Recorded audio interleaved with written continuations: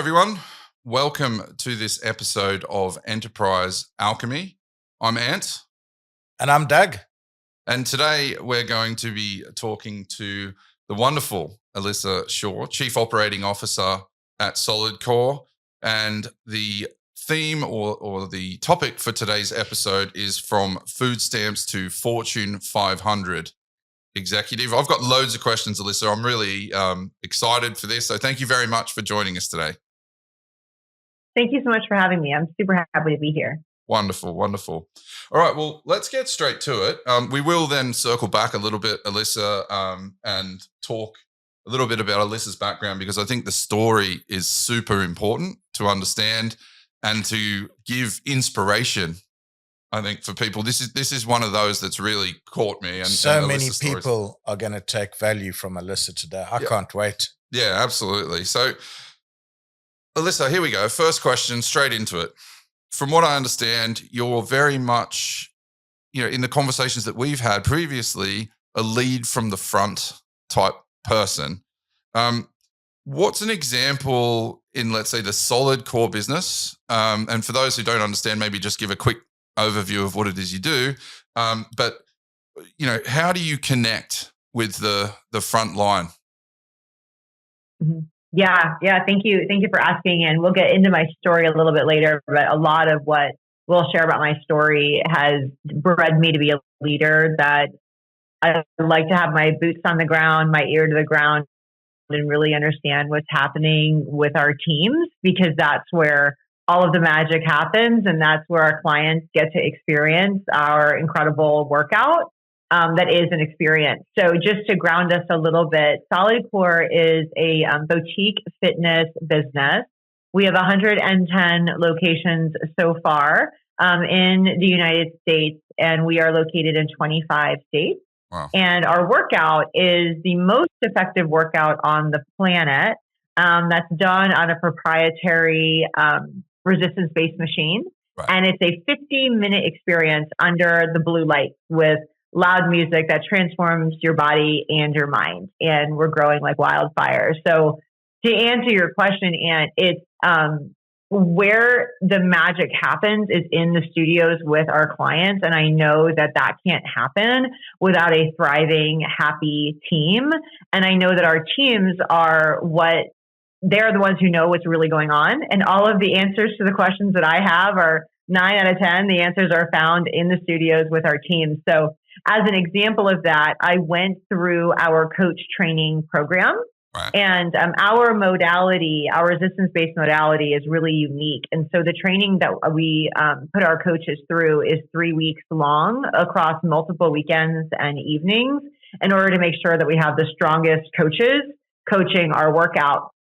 And so I went through the entire program as if I am a brand new coach, from learning how to go through being able to coach my own classes. And I learned a ton about the employee experience and what we're doing well and what needed to be improved. So I actually, the team really loved it too. And my husband joined me, which was really fun. So my husband and I are both now SolidCore coaches. Oh, no way. I did not know that. Mm-hmm. Yeah, it's so fun. So let's maybe just go a little bit deeper then on that. So what it's sounding like is you're saying you really value the input of the people on the front line. Like you said, they're where the answers are. They have the answers to a lot of the questions that you have. So maybe can you share just one example of how that's helped you as a COO? Because I think what's really important, the message to get out there is someone in a senior executive role in a business like yourself that's growing fast, there's loads of employees, there's loads coming on, it would be easy for you to sit in an ivory tower, right? And be let's say inaccessible. So can you give us an example of how that's helped you as a chief operating officer? Yeah, for sure. I can talk through two just briefly, in that even going through the coach onboarding and training, there's so much that we do well to protect the employee experience and to make sure that our coaches feel equipped to coach the workout with their confidence built throughout that process. And I believe that's why we have such consistency in our clients' experience across all of our studios. But what I learned was that we had significant opportunity in that internal client, that coach experience, from the minute that they get their offer letter until they begin with our training manager. And we had a lot of systems and processes that we need to smooth out for them to make that process, that part of their onboarding, a lot easier. And so I came back to the office and literally restructured our human resources, our human capital team, in order to increase and elevate the employee experience, so that the second that you get an offer letter from SolidCore, you are just addicted to the community and to the opportunity, because we take such good care of you until we get you passed off to your training manager, who then coaches you on how to do your job. Another just quick example I can give you is that I was hearing on my studio travels that a lot of our team was frustrated in that they couldn't support our clients who travel. So if you have a membership in LA, it's very difficult to use that when you travel for work. And so we had a lot of clients asking our coaches for, how can you help me with this? And they didn't have a way to help them. And I'm like, well, that we can absolutely fix. I didn't even know it was an issue. And so took it back to our CFO, and he and I worked together on creating a travel membership that now gives the team an opportunity to say, you actually can travel with us now, and here is a travel membership as an option. I never would have known that that was coming to our team every day, and that it's something that our clients needed, had I not, A, spend time in our studios, but B, create an environment that the team feels comfortable in giving me feedback and telling me things that aren't working. They genuinely know that I'm curious and that I listen to what they have to say and that I just want to improve. Alyssa, they say feedback is the breakfast of champions. You're eating well, obviously working for you, because customer-centric focus, that's when businesses start to grow fast, and it seems that you're getting the recipe right. So are there any other ways that you make sure that you have feedback loops from your customers? Yeah, from our clients, we are the org structure that we have in place around field leadership is quite deep to make sure that the internal team has the support that they need.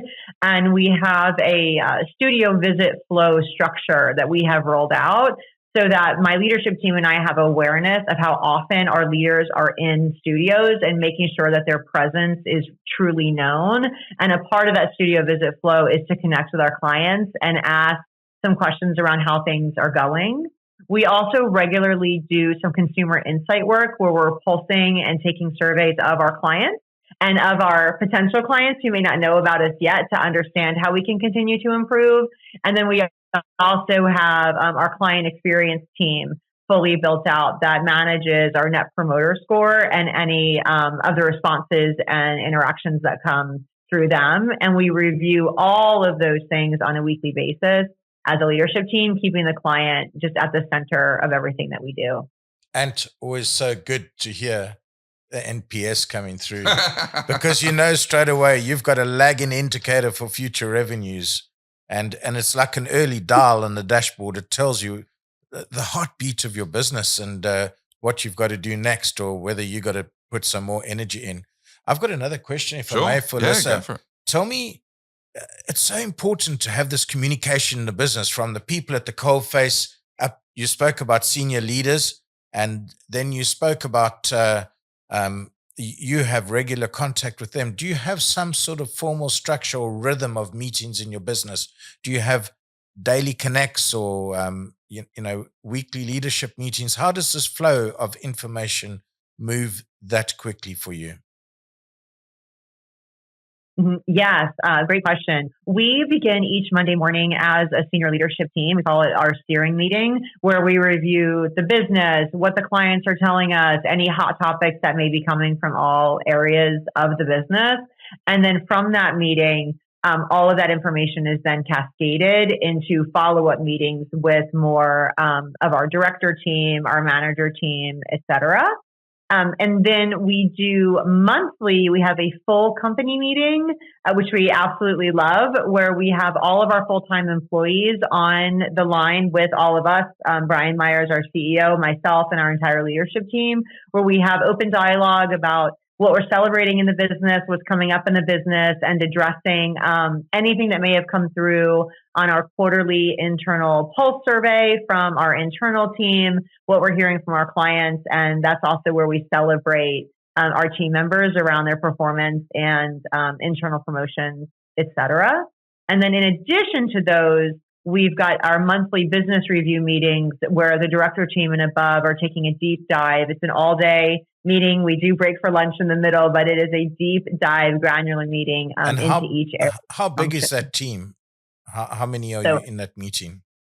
Yeah, our director team is about 11 directors, and then the vice presidents that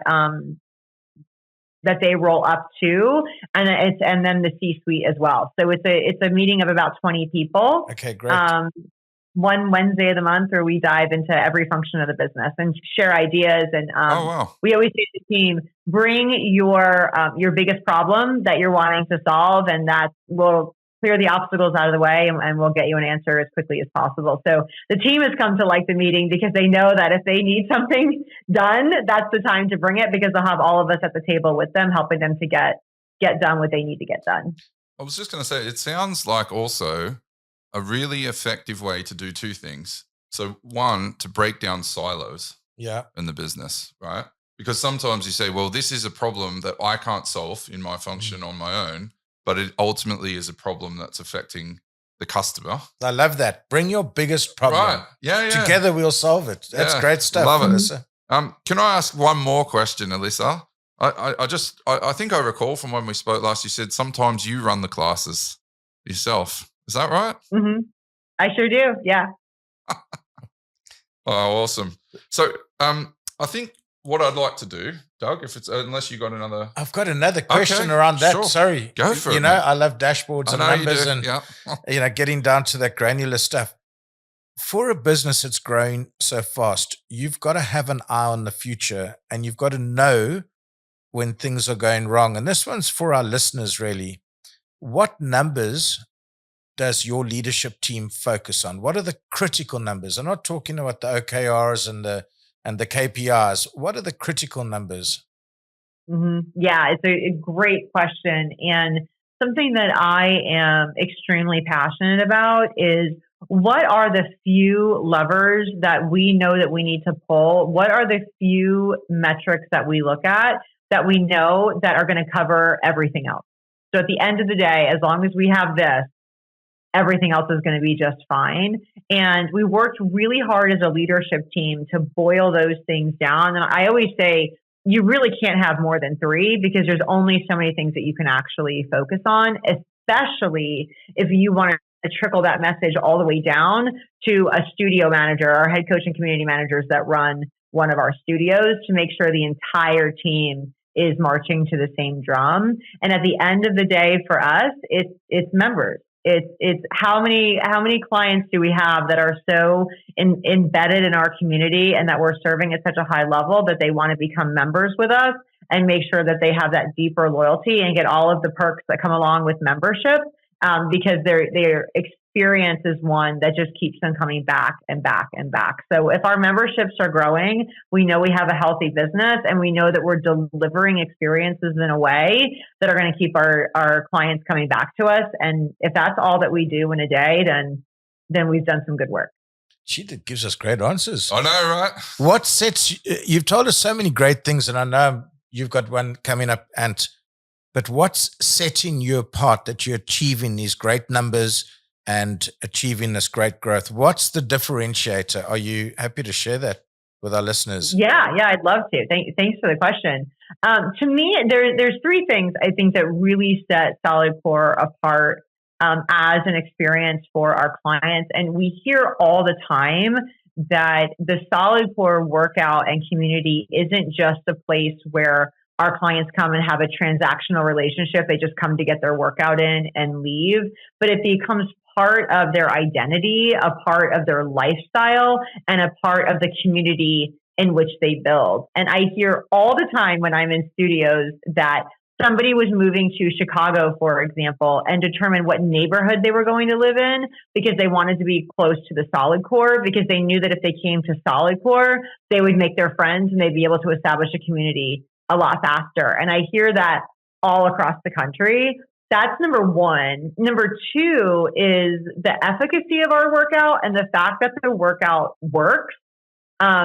As hard as that is to say, I think we all have experienced where we've gone on a fitness routine and it's like, is this even doing anything for me? When you take a SolidCore class, you know in the moment by how your body is feeling that you are building muscle and that you are getting stronger. And then number three is we launched our loyalty program this year to all of our members that gives them perks at our partners like Daily Harvest and Milk Makeup and Liquid IV and things like that. So it's really helping the members, our clients who become members, to be embedded into SolidCore as a lifestyle brand and just a way in which they live and the community in which they build. Right. You know, it's another magic word for me. I'm getting excited when you say you've launched your loyalty program, because, you know, no business is going to continue up that growth curve unless there's solid, you're using the right words, not a transactional relationship. It's all about the experience. And, you know, having a ladder of loyalty in a business, you can even work your marketing strategy around that loyalty. Is your loyalty program paying dividends already? It is. And what we love about it is that it just adds so much value to our clients and our members' lives that it makes it a no-brainer that if you're coming to SolidCore and you're buying a single class, or you're buying a 10-class pack, or you are trying us out on our new client 2-week unlimited, it's almost silly to just not become a member because you're already coming 4, 5, 6, 8 times a month. You might as well take advantage of everything that's available to you and getting all of the discounts with our partners as well. So I love how we've made it a no-brainer for our client, but we've also put it in a way to just add so much value to their lives that it just doesn't make sense for them to say no. The thing that Alyssa is very interesting for me, as I've talked to more and more senior executives, right, at businesses that have either, you know, exploded, like talking to Simon at Tesco or talking to yourself at SolidCore, is that you have absolute clarity and focus on the activities you need to undertake, and you absolutely understand the customer intricately well, and you have those feedback mechanisms in place. And the funny thing is, it's not really rocket science, but so many people fail to do this effectively. So with that, right? So clearly you're at a very senior level, you're driving something incredibly successful. But I know from talking to you about your background, you know, you're not somebody who was parachuted in, right, from a McKinsey or whatever, or a Bain. And I think this adds to the sense, your sense of openness and humility, that you've worked yourself from the ground up on this. So let's just say, you know, give us a bit of your backstory, right? How did you get here to this chief operating officer in this kind of hyper growth business? Yeah, it's wild, and sometimes it's there are certain days where I still feel like I can't believe that this is how my life has unfolded, because it's just, I never would have thought of it. And then there's other times when I tell my story and I talk about the person who I was when I began, and I almost don't recognize her because I've grown so much since then. So it's just such a fun story to tell. So where do I want to start? Okay. So when I was growing up, I was raised by loving parents. My mother was a housekeeper and my father was in construction. And so being around, you know, a lot of education and wealth and things like that was not something that I was accustomed to. And I was essentially, accidentally or not, raised to be a stay-at-home mom, and that it was just assumed that I would marry someone and that's how my life would go. And so I never had college aspirations or anything like that. And then I met my husband. Now we've been married for 22 years. And he was raised very differently than I was, graduated first in his class from college. His parents paying for his education. And it's like, well, here it is. Like, this is just, the self-fulfilling prophecy. And all the while, I had a job in retail. I started folding sweaters at Van Heusen, and I worked for limited brands when they were, across the whole mall and international. And I just was doing really well, helping customers, folding sweaters, unloading fitting rooms, things like that. And I kept getting promoted. And it just was the fun for me and like this hobby that I would do. And I ended up becoming a store manager. And I have 3 sons. They're 14, 17, and my oldest will be 21 on Tuesday. I can't believe it. And every time I had a baby, I would stay home with the kids because I just had a hobby job, Right. and my husband was working.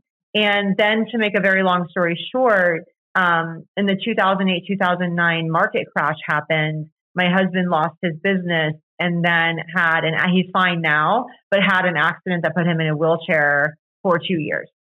Right. And we were on food stamps. I stood in line for cheese. We were unemployed for 2 years. We sold everything that we had. We shared a car. I mean, the whole thing. And when he was able to walk again, I just had my third. So his wheelchair was my stroller. Like, I couldn't work because I couldn't leave my husband in a wheelchair at home with babies and toddlers. It was, the whole scene.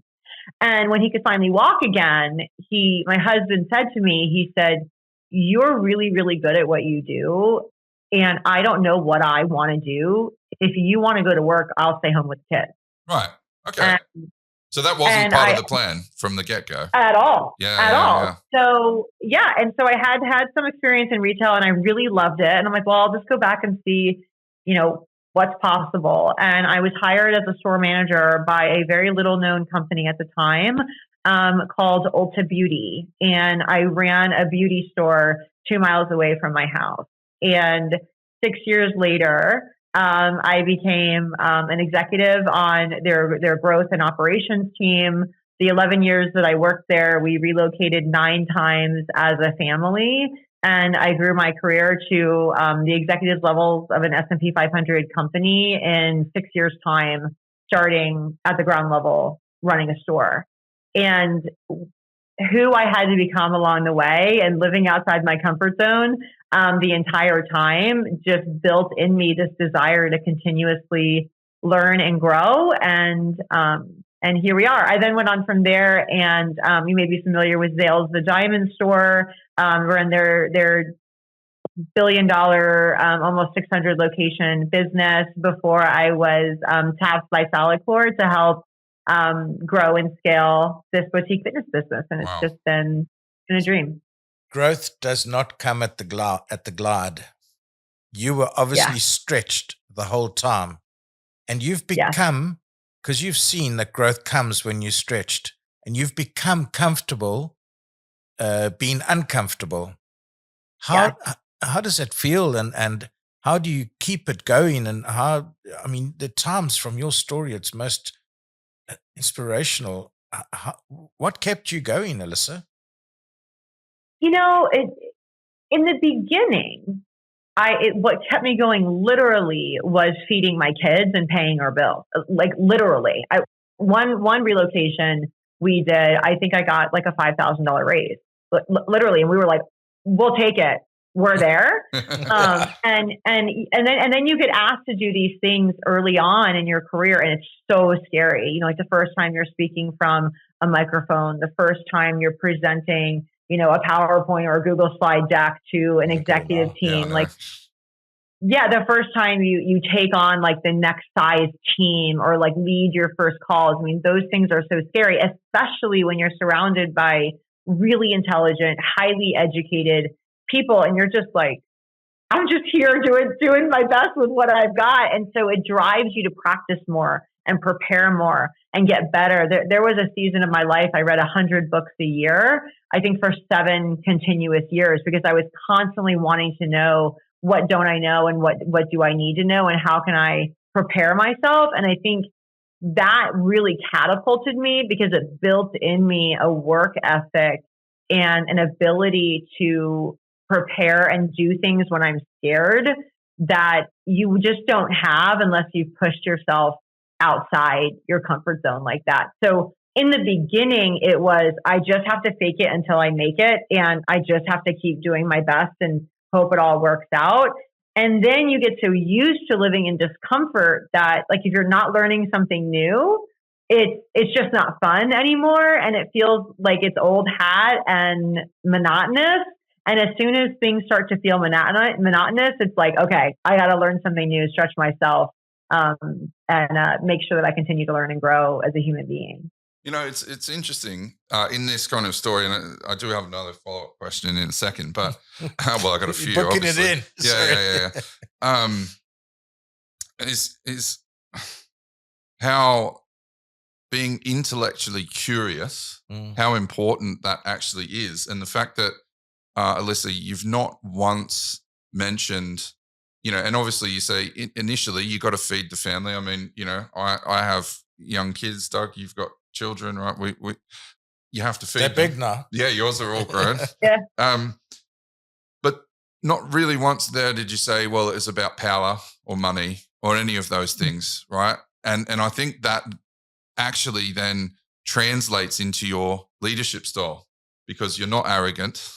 You know what I mean? You're not doing it out of this sense of I want to climb me. Down to earth. That's right. Absolutely. And then you also, I think it's a big thing coming up from the bottom ranks. Streetwise. Yeah, you're streetwise and also you're respectful, right? Because everybody's got their job to do and we've all got to pull together in the same direction in order to achieve that success. So on that. Yeah, I thank you for calling that out. I'll add one thing there too, Ant. I think one of the things that has benefited me is that I always knew that I didn't know and that I had to be able to find it out. So like that insatiable curiosity, I had to learn how to get really good at asking great questions and asking everybody around me. And so I always say, like, I'm not married to my ideas. I'm married to good ideas. And I usually don't have them. So how do I go out there and find that in my team and surround myself with people who are better at my job than I am and who can input into me? And really all that I then get to do is pull all of their great ideas together and build amazing teams and then allow them to go do what they're doing best. So for me, it's always, how am I seeing all sides of the coin? How am I looking at things in a 360-degree way? And the only way that I can do that is by asking questions of the super smart people that are around me, no matter what level in the organization they're at, because they all have very unique perspectives and they're all experts at what they do. Yeah. Even if you're, a part-time member of our core crew team that works 10 hours a week as your second job for fun because you just want to greet our clients in the lobby, they're going to see so much more than I ever would sitting in HQ in Washington, D.C. on a Monday afternoon. Right. And I think there's a great degree of humility, right, in that.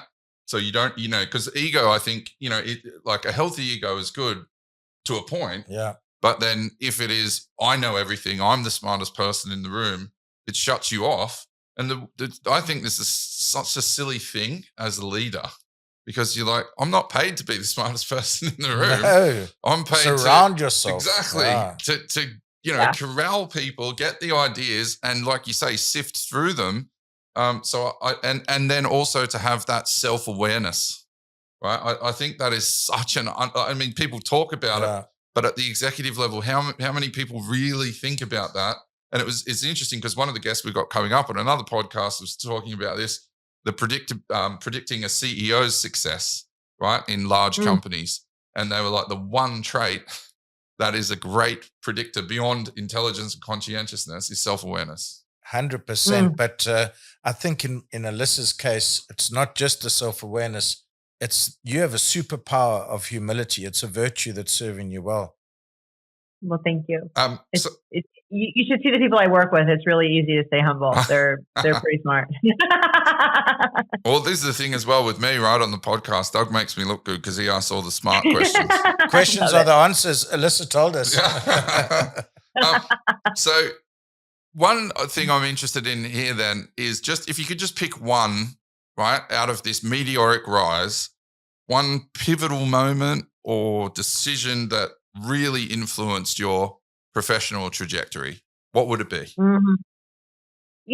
I'll bucket it because it's happened over and over and over again. And if it didn't, I wouldn't be where I am. And the advice that I give to people who want to continue to grow is you have to say yes. Like, just say yes. And the number of times I was presented with something that, in my case, and this isn't for everyone, but in my case, it meant that I was relocating my family again when my kids were in middle school and we had just moved 18 months earlier. I mean, those kinds of decisions are really hard to make. And now that my kids are grown and almost grown, I can tell you it was the best thing that I could have done for me. I'm not saying everyone should do it, but had I said no along the way, I wouldn't be to where I am now. And now I get to be in a place in my career that I can make decisions about where I live and when and how much I travel and those pieces. But I had to earn that right. And I had to say yes to the opportunities that were presented to me, even if it didn't feel like it was perfect. Or I had to step into roles that I had never done before, but I had to trust that the people who were putting me in the role were really smart and knew me better than perhaps I knew myself. And that if they said I could do it, then I could do it. So I think it's the consistency in saying yes, the consistent curiosity, and knowing that I'll figure it out when I get there, that has continued to help me propel my career. Because without it, my family and I talk all the time. We'd still be living our life from 10 years ago in whatever house we were living in, whatever town we were living in, had we not said yes as a family and continued to grow and evolve. So I would say the power of yes, even when it doesn't make sense, is a huge differentiator, I think, for people who grow and grow quickly. That's amazing stuff. We've got so many. I'm sorry, the time's against us. I know. I'm thinking selfishly about our listeners, though. What are some of the nuggets that you can leave as let's call it Alyssa's checklist for ways that people can reach their full potential, to make sure that they reach their full potential? What can you share with our listeners today? Yeah. I would say, in addition to some of the things that I shared around learning how to ask great questions and surrounding yourself with people who are better at what you do than you are, I would say I wish that earlier on in my career, I owned my story sooner. I didn't start owning my food stamps, lack of education, self-doubt part of me until much later in my career, when I could talk about it in hindsight. Right. Because I was always scared. Right. That's what I was going to ask, is why not? Yeah, because at the time, right, which at is the time, silly. that's what I'm interested in, is what were the feelings and thoughts that fears, the emotions. Yeah. And I think I can guess at it, but I want to ask you, because I think this is super important for people in general, right? Because people, nobody's perfect. Nobody's life is perfect. We've all got things that we say, yeah, maybe, like you said, well, I didn't have that. I wasn't Ivy League educated.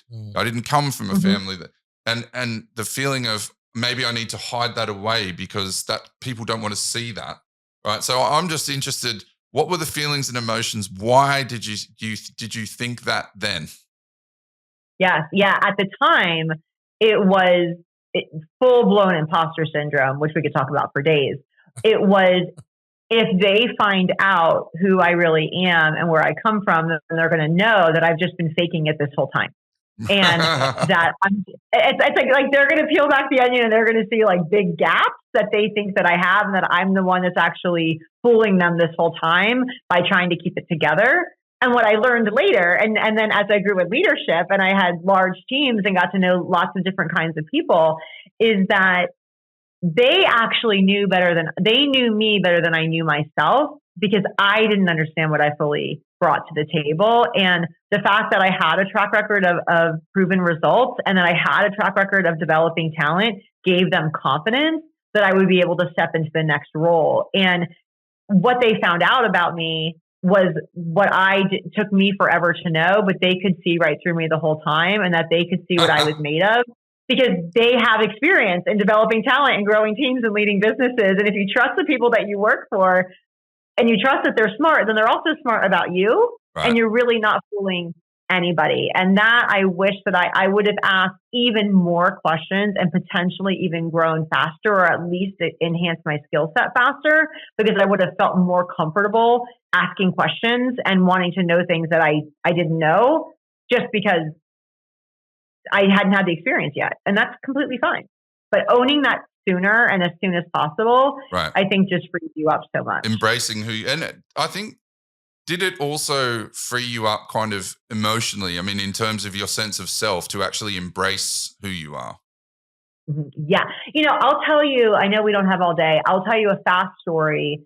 It was right about the middle of like my middle management portion of my career, before I was entering the executive levels, that I got a new leader who was just 1,000% himself. I mean, he's 6'2", red hair, fair skin, wild personality. And he was just this amazing executive. He's still a mentor of mine today. It's an amazing executive that was just his full self. And I remember getting to work for him thinking, if he can do that, I can do that too. And even though we're so different as human beings, seeing him step into his full self, like, gave me that permission that I can be my real self and still be able to become an executive. I don't have to be this like poster child of what I thought an executive was. And that's where my career really started to take off, is when I owned my story. I acted like my full self. And I'll tell you, I had mentioned that my husband just went through coach training with me at SolidCore. So he's seen me a lot in this role with our team and at work and in action, maybe more than he has in my other roles, just by the nature of my role. And he said to me, this is my husband that I have been with since I was 18 years old. He said, you are the exact same person at work as you are at home. And that's one of the biggest compliments that I can have, that I can receive. Brilliant. Someone close to me. Yeah. Yes, if you can live that authentically in everything that you're doing, you're bound for success, because there's no dichotomy between what you're capable of doing and how you show up in the world. Absolutely. So I've got one question on the flip side, because I know we've talked about a lot of the positives, and maybe we'll see if this yields a funny story or something interesting. Have you ever had any bad advice? And like, without naming names or anything, is there anything that you're like looking back on and going, wow, that's terrible? Yes. Actually, it's actually the opposite of everything that I just said. I will tell you, now this is like, we're going back in the day. Things are not like this anymore. But there was a time of my career early on where you didn't talk a lot about your family, because, if you had kids, then it would keep you from going to meetings and getting you promoted and things like that. That kind of then, and those days are like, I hope, over in most organizations. Gracious, I hope so. But even from there, that kind of folded into, you have to play the game. Yeah. You have to. You have to go along. You have to like basically pretend like you agree, even if you don't, and understanding like when to stand up for what's right, when to be the voice of potential of an adverse thought in the room. Like that, it took me a long time to get to a place where I felt comfortable like that, because I had some bad advice, some bad mentorship early on of, here's how you play the game and you have to be politically savvy. And what I say to that now is, if there is something that has a strong conviction about, whether it be a business idea, a strategy idea, how the team is being mentored, et cetera, then you owe it to yourself and the rest of the planet to vocalize that. Now, if it's not illegal, immoral, or unethical, you might just have to put it down and move on, right? Because at the end of the day, sometimes you just got to sign off on stuff and just go along with the flow, because we're part of a team. Yep. But what I always say is voice that.